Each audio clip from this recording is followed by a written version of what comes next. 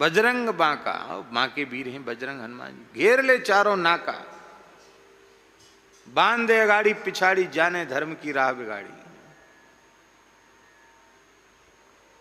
और क्या बोलते हैं, बोलो ना। से तारा, हाँ बोलने ने भरतदास जी संकोच कर। रंग है रंगीले का है, और दशरथ के छबीले का, कुंती के पांचों का, और अंजनी के अकेले का। से तारा, इसका अर्थ क्या है? रंग है रंगीले का। वृंदावन के ठाकुर हमारे ब्रज बिहारी ठाकुर, रंग है रंग, बड़े रंगीले ठाकुर हैं। इनका रंग है क्या कहना, सखी हो श्याम रंग रंगी। और किसका रंग है? बोले दशरथ के छबीले का।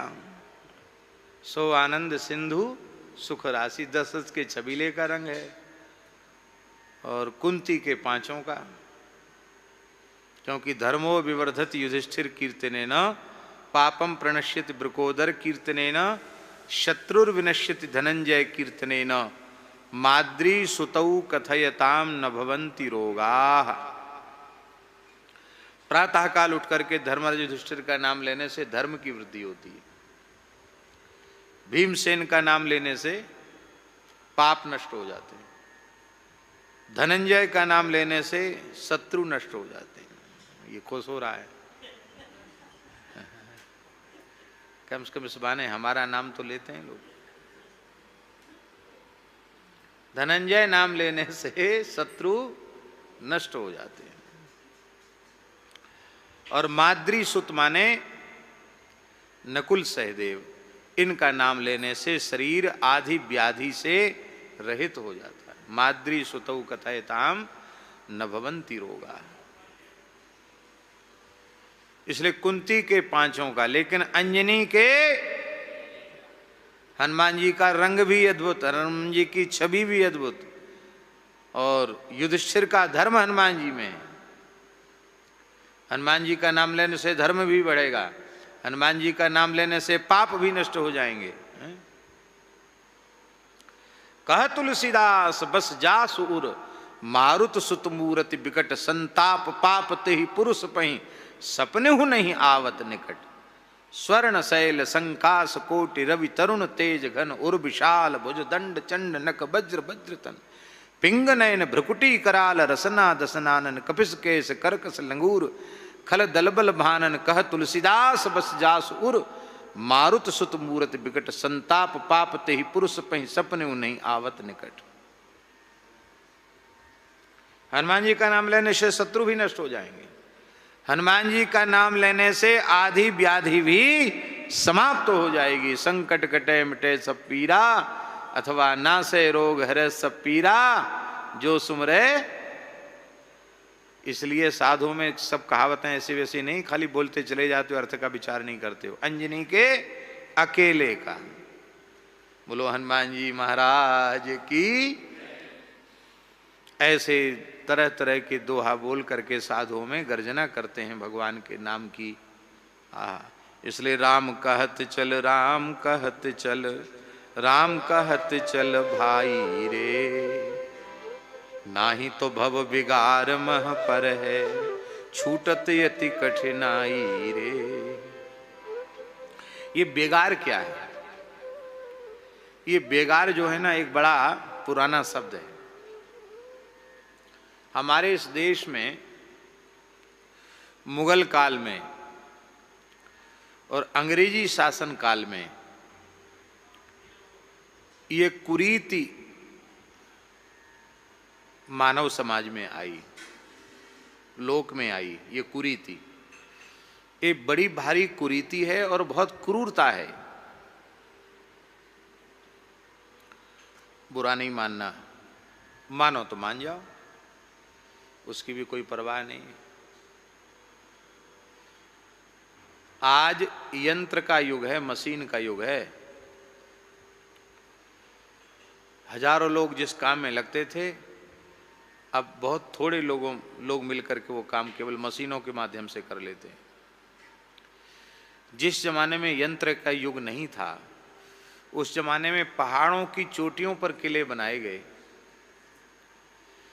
कैसे तो बड़ी बड़ी शिलाओं को चढ़ाया, इतनी मोटी मोटी सरदल, एक एक 1.5 फीट चौड़ी और 20-20, 25-25 फुट की सरदल कैसे चढ़ाई होंगी। कितने बैल लगे होंगे, ऊंट लगे होंगे, हाथी घोड़े लगे, भगवान जाने कैसे चढ़ाया होगा, क्या किया होगा। आज उन किलों की मरम्मत कराने का धन सरकार के पास नहीं है। नया बनाने की बात तो छोड़ दो, मरम्मत नहीं कराई जा सकती। इतने किले हैं भारतवर्ष में, खंडर हो रहे हैं, घास खड़ी है, गिर रहे हैं, चमगादड़ों का बसेरा है, भूत प्रेत रह रहे हैं, घास जमी है उन पर। आखिर ऐसा हुआ क्यों? ऐसा क्यों हुआ? ऐसा इसलिए हुआ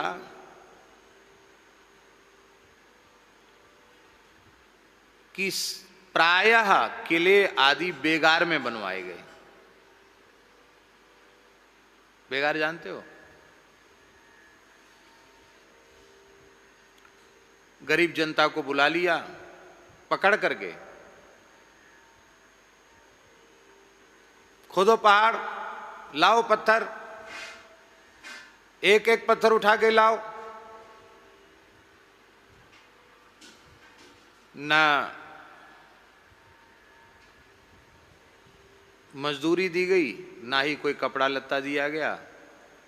हाँ, कुछ खाने को जो उनके खाने के योग्य नहीं रहा, सड़ गया, गल गया, भुन गया, उसी को सतुआ फतुआ कुछ बना करके और चना भूंजा आदि कुछ दे दिया उनको खाने के लिए, खाओ करो। नहीं करोगे तो जेठ की तपती हुई दोपहरी में लकड़ी में पैर फंसा करके, क्या कहते हैं, एक शब्द भूल रहा हूं बुंदेलखंड में, एक शब्द कहते काठी, काठी में पैर फंसा करके उनको डाल दिया जाता था।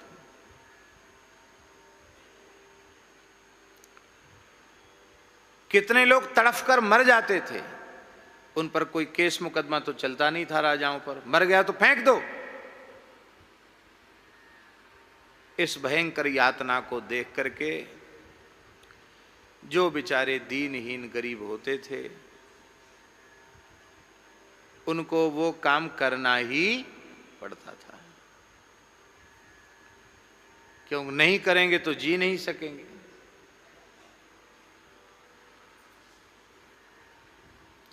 जिजीविषा बहुत बलवती होती, जीने की इच्छा बहुत बलवान होती। आदमी मरना नहीं चाहता, जीवित रहना चाहता है।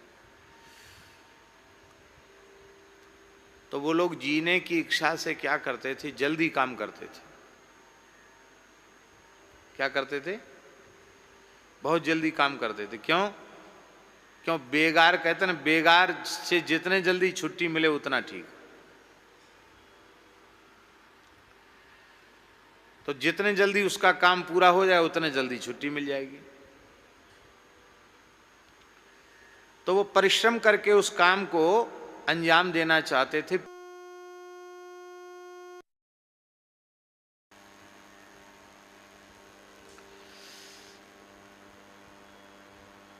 आज भगवान की दया से शायद कोई ऐसा हृदयहीन अभागी हो जो काम करा के कुछ न देना चाहता हो।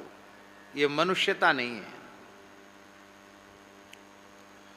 महात्मा तो कैसे होते हैं आपको सुनकर आश्चर्य होगा। हमारे खाकचौक स्थान के मूल पुरुष थे अनंत श्री संपन्न योगीराज परम तपस्वी श्री प्रथम पहाड़ी बाबा श्री स्वामी नरसिंहदास जी महाराज। बड़े विलक्षण महापुरुष थे। ब्रज में ही उनका जन्म हुआ था, अमरोली गांव में, जमुनापल्ली पार। ब्रजवासी थे, सनाढ़ विप्रकुल का उनका जन्म था और जन्म सिद्ध महात्मा थे। एक तो ऐसे होते हैं साधन सिद्ध और एक होते हैं जन्म, वो जन्म सिद्ध थे।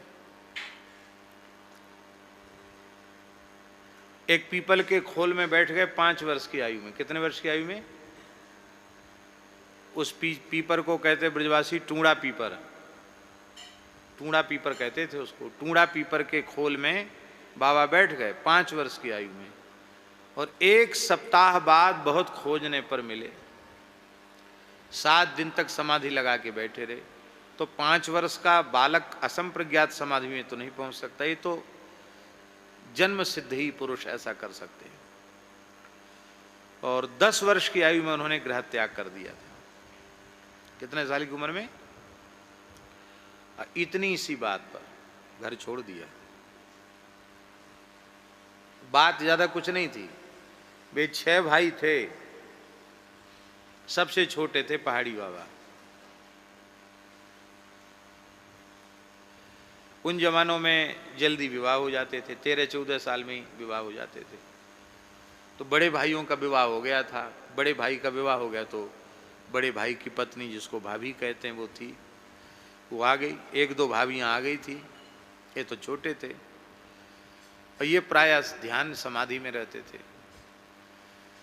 तो इनकी भाभी ने 2-4 बार रोटी के लिए इनको पुकारा, इन्होंने सुना नहीं, ध्यान में थे। तो जबरदस्ती उसने, थोड़ा विनोद भी तो होता ही है घरों में, तो भाभी ने इनको झकझोरा, ध्यान भंग किया। और ध्यान भंग के क्या कि लाला जी आंख मूंदे बैठे रहोगे तो रोटी कोई नहीं खवावेगो। हाँ, अब सयाने है रहे हो, 2-4 साल पीछे ब्याह होएगो, धंधो करना पड़ेगो घर को। हाँ, आंख मूंदे कोई नहीं रोटी खवाए रहो, कछु काम क्यों करो, तुम्हारे पीछे हम बैठे नहीं रहेंगे रोटी खाने के, ऐसा कुछ कह दिया। तो ध्यान में उनके विक्षेप हुआ। उन्होंने कहा कि अरे हम तो अब तक यही स्वीकार करते थे कि सबको रोटी राम जी देते हैं, लेकिन अब तुमने कह दिया कि रोटी तो हम देते हैं, तो अब मनुष्य की दी हुई कोई वस्तु नहीं लेनी, रोटी नहीं लेना, राम जी के सहारे रहना है, तुम्हारी रोटी नहीं खाना। नहीं खाएंगे रोटी, आज से नहीं खाया। लोगों ने कहा बच्चा है, रूस गया है, मन जाएगा। अभी इसकी कितनी उम्र है? कितनी उम्र है तुम्हारी? हैं? वाह, देखा तो बालक बहुकालीन है, आश्चर्य है। हम तो इनको 12-13 साल का समझ रहे थे। चल हैं? नहीं, कह रहा है तो उसको झूठ थोड़ी होगा। तो चलो, लेकिन 10 वर्ष का बालक कितना बड़ा होता है? बहुत बड़ा तो नहीं होता 10 वर्ष का बालक। ऐसे बच्चे रूठ जाते हैं, अपने आप मन भी जाते हैं। लेकिन उसी रात्रि में आपने गृह त्याग कर दिया, और गृह त्याग करने के बाद फिर पुनः आए ही नहीं। थे ब्रजवासी, पर यहाँ नहीं रहे, सीधे चले गए घूमते फिरते डाकोर। डाकोर में परम सिद्ध संत रामानंद संप्रदाय के टीला द्वाराचार्य मंगल पीठाधीश्वर श्री स्वामी सरजूदास जी महाराज थे। उनसे उन्होंने विरक्त वेश लिया, कुछ समय तक उनके पास रहे। बाद में गुरु महाराज से आज्ञा लेकर कैलाश मानसरोवर चले गए। कैलाश में वशिष्ठ गुफा में समाधिस्थ हो गए। 5 वर्ष गुफा में, वशिष्ठ गुफा में समाधिस्थ रहे। और इसके बाद फिर वहाँ से केदारनाथ हनुमान गुफा पहुँच गए और 65 वर्ष हनुमान गुफा में रहे।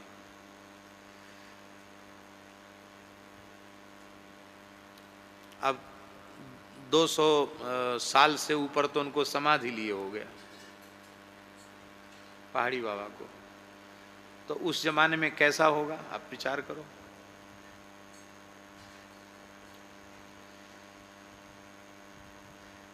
उतरते ही नहीं, नीचे उतरे ही नहीं।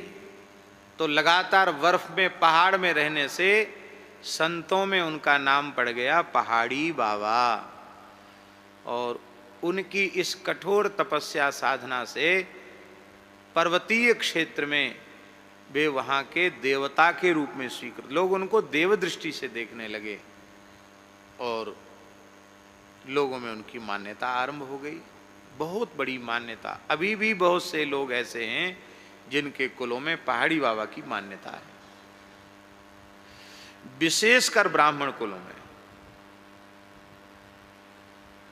बाद में बहुत विशेष आग्रह पर वे हरिद्वार सप्त सरोवर कुछ दिन विराजे, बाद में फिर ब्रज के संतों के आग्रह पर ब्रज में आए, रुदायन में कुछ दिन रहे, रुदायन के बाद फिर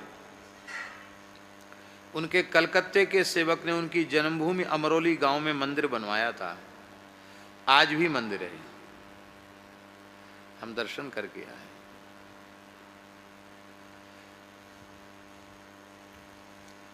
सीताराम जी का मंदिर। तो भगवान क्या कह रहे थे हम,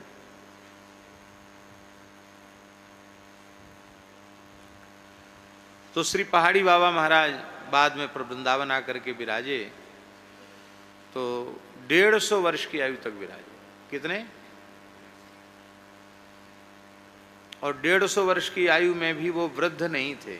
ऐसे नहीं थे कि अब 150 साल में खांस रहे हैं, पड़े हैं, उठाना बिठाना पड़ता है। ऐसी 150 साल की उम्र क्या किस काम की। अपने पूरे जीवन में मानव निर्मित भवन में नहीं गए, वो झोपड़ी में भी नहीं गए, वृक्ष के नीचे या हिमालय में रहे तो पर्वत की कंदरा में रहे, मैदान में आ गए तो वृक्ष के नीचे, खाक चौक में भी नीम का पेड़ था, उसके नीचे विराजे रहते थे।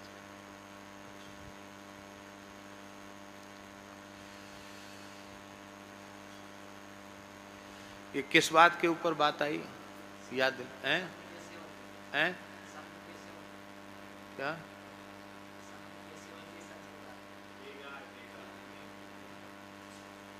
हाँ, वाह, बहुत बढ़िया बात। इन्होंने भी ठीक याद दिलाया। उनके आगे की बात उन्होंने, बेगार के ऊपर चर्चा चल रही थी। तो बाबा अपने समय में जब खाक चौक में आकर के विराजे, उनके समय में निर्माण नहीं था, मंदिर भी नहीं था, ये राम जी भी नहीं विराजे थे, मंदिर नहीं था। वो कहते थे ईंट पर ईंट नहीं रखना, रखना हो तो रोटी पे रोटी रखो, ईंट पे ईंट मत रखो। पहाड़ी बाबा को उपदेश।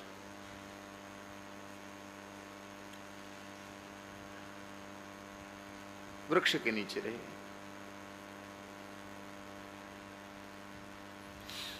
एक शालिग्राम जी हैं, हमारी सेवा में विराजमान हैं, गुरुदेव भगवान के द्वारा दिए हुए, वो मूल पुरुष के शालिग्राम जी हैं, नरसिंह भगवान। और एक और स्वरूप है नरसिंह के, बड़े स्वरूप हैं। उन स्वरूपों को वो अपनी जटाओं में रखते थे पहाड़ी बाबा। और जमुना जी में स्नान के समय उनको वहीं स्नान करा लिया, चरणामृत ले लिया और तुलसी जल पधरा के फिर वहीं बांध लिया। और गाय का धारोष्ण दुग्ध पीते थे।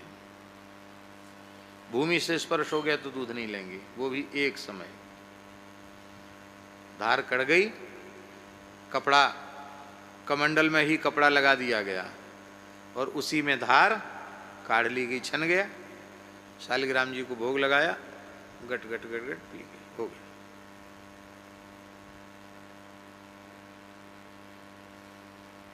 और कोई वस्तु लेते नहीं।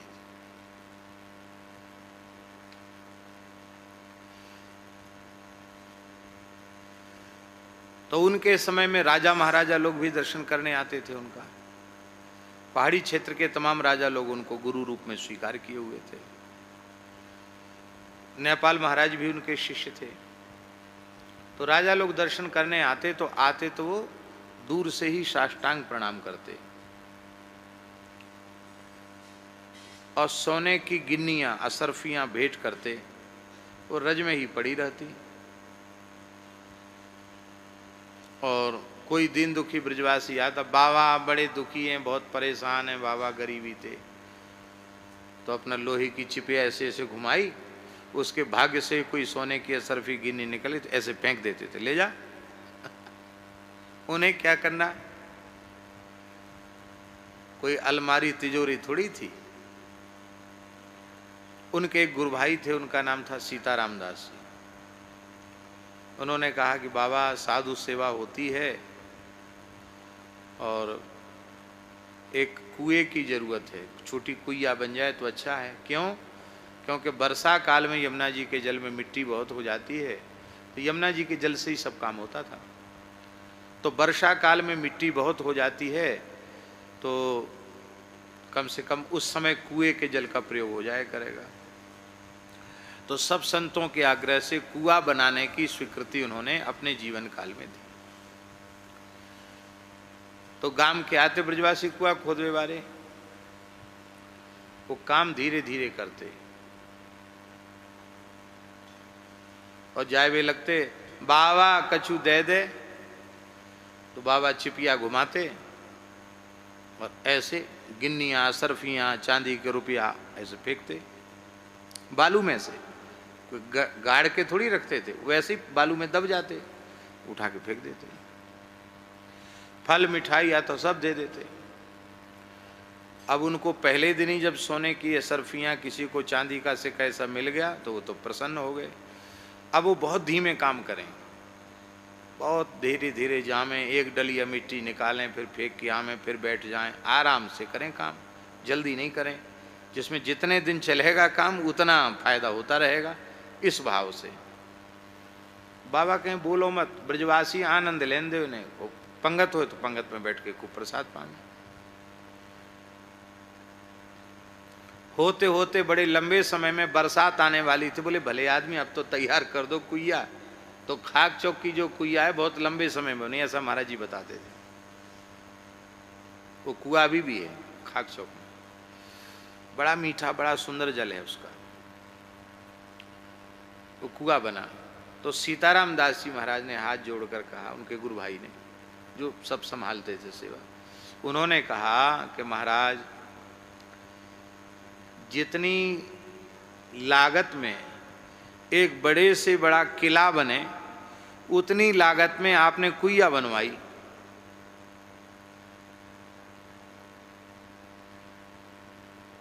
तो बाबा के शब्द थे, बच्चा हम लोग साधु हैं, हमको लोग राजा नहीं कहते, हम लोगों को क्या कहते हैं? महाराज। क्या कहते हैं?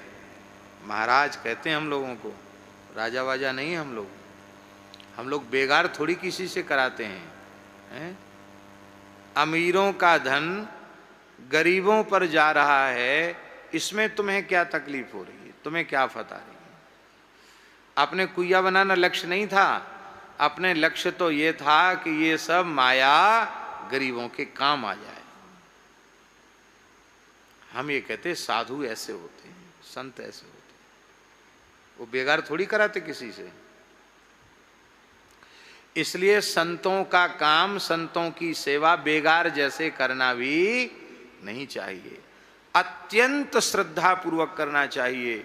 साधु सेवा कभी व्यर्थ नहीं जाती।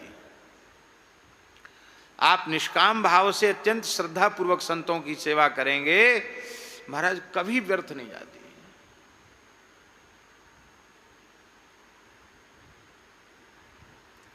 सकाम भाव से करेंगे तो भी व्यर्थ नहीं जाती। दो भाई थे 22 से, एक का नाम था नारायण दास जी, दूसरे का नाम था पन्नालाल जी।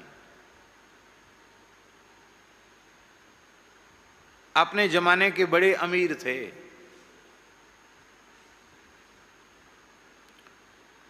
हर पुष्य नक्षत्र में सोना खरीदते थे वो। हर महीना पुष्य नक्षत्र आता, उस समय सोना खरीदते थे। बहुत बड़े अमीर आदमी थे। संतान नहीं थी, दोनों भाइयों की नहीं थी, किसी कुछ भी नहीं था, ना बेटा ना बेटी, कुछ नहीं। अब वो हमारे गुरुदेव पहाड़ी बाबा महाराज के यहाँ आके सेवा करने, जब देखो जब आते तब पड़े रहते दोनों भाई से। हमने नहीं देखे, पुराने जमाने की बात है, अंग्रेजी शासन की बात। पड़े रहते, सेवा करते। कुंभ में महाराज जाते तो महीना भर 1.5 महीना, बोले महाराज दूसरे को सेवा नहीं, हमको ही सेवा का अवसर मिले। और महाराज जी का स्वभाव तो थोड़ा डांट डपट गाली गलौज का स्वभाव था उनका, तेज स्वभाव था, नरसिंह स्वभाव था, उनको डांटते रहते थे वो। तो एक बार अकाल पड़ा, भारी अकाल पड़ा। उस अकाल में अन्न का कंट्रोल हो गया, अंग्रेजों ने अन्न पर कंट्रोल कर दिया। अन्न जिसको खाना वो फौज में भर्ती हो जाए। हाहाकार मच गया बिना अन्न के। उस समय उन दोनों भाइयों ने, हमारे महाराज जी कहते थे कि वृंदावन में गधा लुट गए। गधा लुट गए का मतलब गधे के पीठ पे लद के कहीं से अन्न आया तो अमीरों ने लूट लिए गधे, ऐसा हो गया था जमाना, ऐसी भुखमरी फैली थी। तो उस काल में उन लोगों ने, दोनों भाइयों ने कहां कहां से लाकर अन्न की व्यवस्था की और महाराज जी को कहा कि आप गरीब दीन दुखी ब्रजवासी साधु जिसको जरूरत हो उसको आप दें, कमी न करें, क्यों इस समय विपत्ति का समय है। हम बिक जाएं, हमारा घर बार बिक जाए तो भी आप चिंता नहीं करना, बस आपका आदेश। सेवा करी, बढ़िया सेवा की, ठाकुर जी की दया से समय अच्छा आ गया, अनुकूल आ गया, सुकाल हो गया। बहुत ध्यान से सुने, महाराज जी खुश हो गए, अन्न का कंट्रोल खत्म हो गया, पानी बरस गया बढ़िया से, सुभिक्ष हो गया। बोले महाराज अब तो आपकी अनुमति हो तो हम जाएं। महाराज बोले वाह भाई, प्रसन्न हो गए हम तुम्हारे ऊपर, तुमने विपत्ति में बहुत सेवा की ब्रजवासियों की, वाह। अब प्रसन्न है हम, इसमें कुछ मांग लो। बोले हम प्रसन्न हैं, हमसे मांग लो कुछ। बोले महाराज हम दो भैया हैं और अब उम्र बीत रही है, संतान का योग ज्योतिषी नहीं बताते हैं, संतान नहीं है, आगे सेवा चलती रहे, बस यही प्रार्थना है। महाराज जी तो खुश थे। ये बता मंदिर में कितने ठाकुर जी हैं?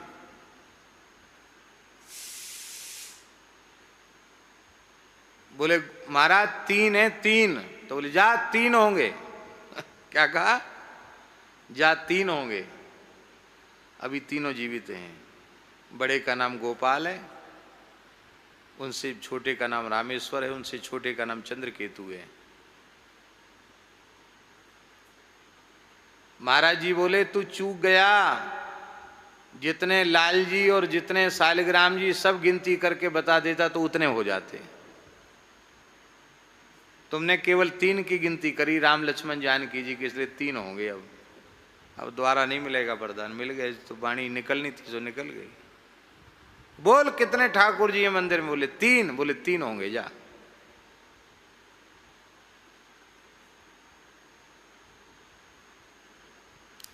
ये बात हम इसलिए कह रहे हैं कि भले ही साधु किसी को, साधु की कोई सेवा करे, उनके पास कुछ नहीं, वो किसी को कुछ न दें, पर फिर भी उनकी सेवा कभी बेकार होती नहीं, क्योंकि आप जो सेवा करेंगे वो तो बहुत थोड़ी है, उसका फल अनंत गुणित होकर के मिलने वाला है। और अनंत गुणित होकर मिलने वाला नहीं है, कितने जन्मों तक उसका फल मिलता रहेगा नहीं कहा जा सकता। और कथनचित तुमने निष्काम भाव से सेवा की तो परम फल मिल जाएगा, चरम फल मिल जाएगा। वो परम फल क्या है? शरीर संसार से पूर्ण वैराग्य और भगवान के चरणों में पूर्ण अनुराग। ये साधु सेवा का फल यही है, शरीर संसार से वैराग्य और भगवान के चरण कमलों में अनुराग। यही इसका फल है, और कोई सबसे श्रेष्ठ फल यही है। तो साधु बेगार नहीं कराते हैं, ये बेगार मुगल शासकों ने कराई, उखड़ गए, समाप्त हो गए। उनके कुसंस्कार अंग्रेजों ने लिए, अंग्रेज खत्म हो गए, पूरी दुनिया में शासन था, खत्म हो गए। उनके कुसंस्कारों की प्रेरणा इस देश के क्षत्रियों ने, राजाओं ने ली, उनके किले समाप्त हो गए। किसी से भी बेगार कराना अच्छा नहीं। बेगार कराना ना जबरदस्ती पकड़ लिया, पकड़ के काम में लगा दिया। अच्छा, अब एक बात हम आपसे पूछते हैं,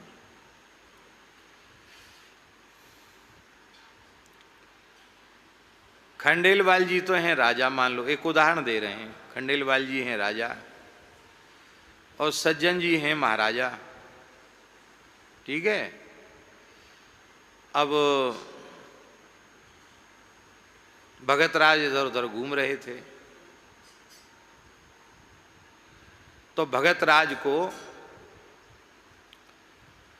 खंडेलवाल जी राजा हैं, ये कोई बेगार कराना चाहते, किसी बेगार में लगाना चाहते थे, और इनको पता चल गया कि अरे अब हम पकड़े जाएंगे, कि हम तो फालतू घूम रहे हैं, कुछ काम धंधा तो हमारा है नहीं, फालतू घूम रहे हैं, तो अब हमको पकड़ के बेगार में लगाएंगे। तो ये चतुर निकले, ये दौड़ के चले गए, महाराज की नौकरी में लग गए। महाराज कौन है? उदाहरण दे रहे हैं, महाराज मान लो सज्जन जी हैं, इनके पास चले गए, बोले हमको रख लो। क्या करेंगे? कुछ नहीं, हमको एक पैसा नहीं चाहिए, भोजन भी नहीं चाहिए, काम 24 घंटा ले लो हमसे। वाह जी वाह, बड़ा ऐसा बढ़िया सेवक मिला, एक पैसा तनख्वाह नहीं चाहिए, कपड़ा लत्ता भी नहीं चाहिए, भोजन की भी बात नहीं, काम चाहे जितना करवा लो। वाह, बहुत अच्छे आदमी है तुम तो, ठीक है रखे जाओ यहाँ। अब बताओ, उसने तो कह दिया, तो क्या इनके पास भोजन वस्त्र का अभाव रहेगा? नहीं रहेगा, वो तो मिल ही जाएगा। लेकिन अब जो खंडेलवाल जी चाहते थे कि इस लड़के को पकड़ के हम बेगार करावें, अब वो बेगार नहीं करा सकते। क्यों नहीं करा सकते? क्योंकि उनको ये पता चल गया कि हम कुछ नहीं है, जो हमारे भी बहुत ऊपर हैं, महाराजाधिराज हैं, अब उनकी नौकरी में ये चला गया, अब हम इसको बेगार में नहीं ले सकते। ठीक इसी प्रकार से ये संसार तो है राजा, काम क्रोध लोभ मद मोह आदि हैं इसके सिपाही, और राम नाम रूपी साधन से विहीन जो मनुष्य है वो है फालतू। तो ये संसार उसको पकड़ के बेगारी में लगा देता है, और महाराजाधिराज श्री रघुनाथ जी की बेगार में लग गए हैं, ब्रजेंद्र नंदन श्री श्याम सुंदर की बेगार में लग गए, अर्थात उनका नाम रटने लग गए। तो अब संसार की बेगार से छुट्टी मिल जाएगी, ना ही तो भव बेगारी महा परी है, छूटत अति कठिनाई रे। कोई राजा तुझे पकड़ करके बेगार में लगाएगा तो कब तक बेगार करोगे? जब तक किला नहीं बना तब तक की ये बेगार होगी, जब तक रोड नहीं बना तब तक की बेगार होगी, जब तक बावड़ी नहीं खुदी तब तक की बेगार होगी,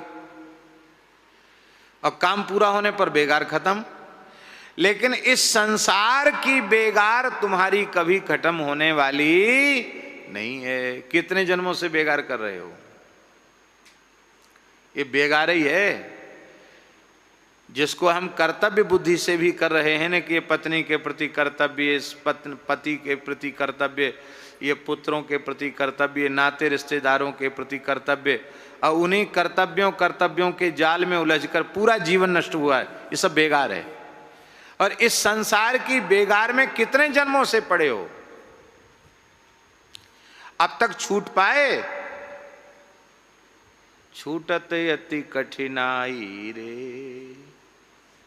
तत्व ज्ञान होने पर संसार का रहस्य, संसार का भेद समझ में आने के बाद भी यदि तुमने राम नाम का आश्रय नहीं लिया तो ये संसार पकड़ के तुम्हें बेगार में लगा देगा, और इस बेगार से कभी छुट्टी मिलने वाली नहीं है।